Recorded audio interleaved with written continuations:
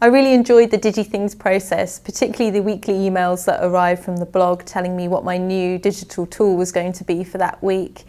With support from the DigiThings team, I was then able to put the new digital tool into practice in my teaching and learning, my research, or in my work with businesses.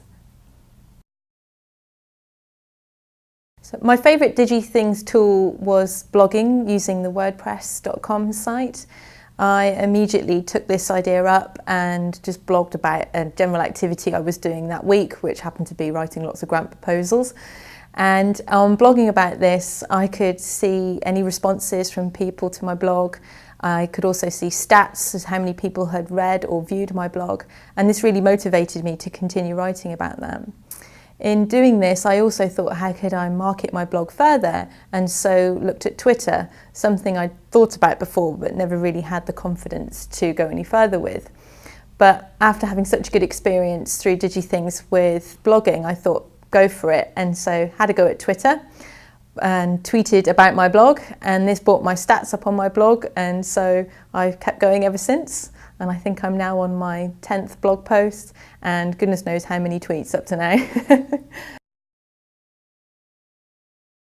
One of the other DigiThings tools I really enjoyed using was Prezi, and I'm now making a conscious effort to use Prezi over PowerPoint in my research, such as going to conferences or in my teaching and learning when lecturing my students.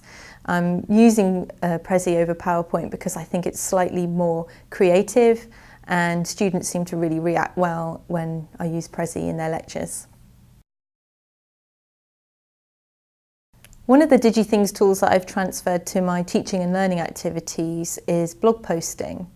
I run a module called Enterprise in Marine Sports Science, where students have to come up with an innovative product or service for the marine sports industry. In this lecture, I tell students how to use blog posting as a way of marketing their products.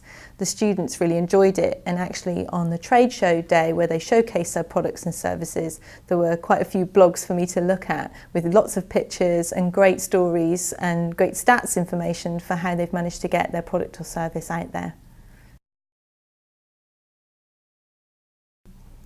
As a lecturer in entrepreneurship, I'm actually inspired to use the DigiThings process with my students, and going forward I'd like to introduce them to different digital tools each week to build up their own online profile, to aid them as entrepreneurs in their networking and marketing of their products and services that they'll be doing as part of their modules and lectures with me.